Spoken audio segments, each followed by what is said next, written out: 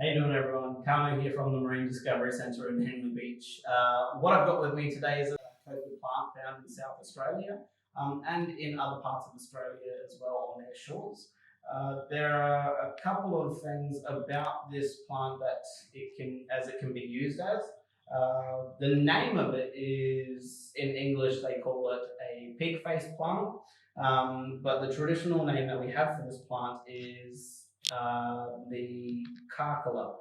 Now, this is kind of like a succulent, and it is also an edible plant. So each of these prongs that you have on it can be eaten, but also throughout springtime when it is in full flourish, it does actually grow a flower, which is a vibrant pinkish purple color. Now, underneath that flower, you can sometimes find a fruit or a berry, and this fruit is said to taste very, very similar to fig. So all you do is just break off that flower and then search underneath it to see if it is there. Not all flowers will have one underneath though. Another one of the ways that they use this is to actually keep us hydrated for long travels. So they'd actually just break off one of these prongs and then actually split it down the middle and just sit it underneath your gums. Now that would actually just help saliva build up in your mouth to keep you hydrated. It also does actually have a fairly large salt content, which can be good for electrolytes and stuff like that as well. So that is pretty much it for this plant. Again, pig face, otherwise known as Cockle. What I've got with me today is another coastal plant that you will find in South Australian shore areas, but also inland through near rivers. What it is actually a type of reed. The particular type of reed that we have here is called the knobby clubrush reed. Now we have a traditional name for this plant as well. For reeds, what we say is wito. This does have a lot of good uses. Some of the ways that we actually use this plant is actually to create a lot of different strings and stuff like that. So we actually break it down and roll it out in our hands to get rid of a lot of the different fibers. And then what we do after that is essentially plait it together to create long lines of string. You can attach multiple amounts of it together to make it longer and longer. And then what we're going to do with a lot of the other parts of it is actually just on the end create a fishing hook. Now, fish hooks can be made out of things like shells or bones, and we would attach them on the very end of it.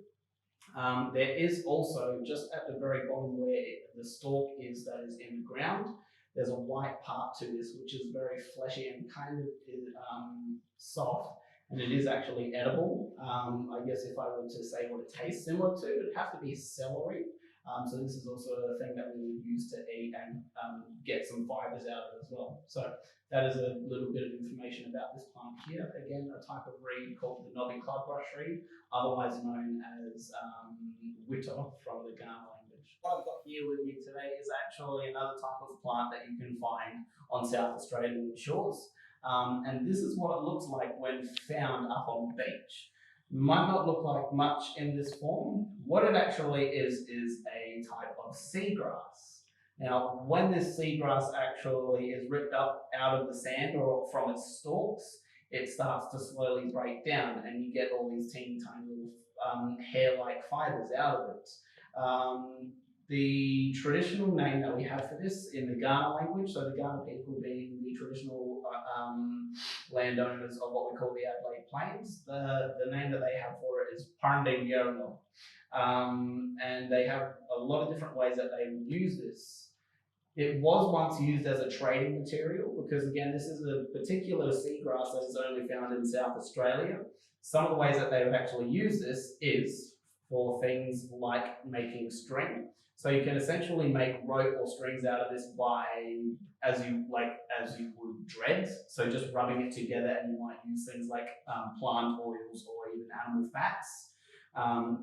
Another one of the things that you can do with this, because it is quite thin, each one of those fibers, you can actually use this as a material because it is quite combustible. You can use it to light fires and stuff like that by using the two sticks method, or perhaps some flint and stone. Otherwise, another one of the things that you can do with this is use it as a water filter. So the ways that they did this was actually they would have a bowl underneath, and you might go to a waterfall area because a lot of rivers actually have parasites within them, and they would actually flatten this out, stretch it out to kind of like a flat plate almost, and let the water flow through and collect all the parasites on the top. And another one of the ways that you can actually use this is simply just to have fun and play catch. So catch.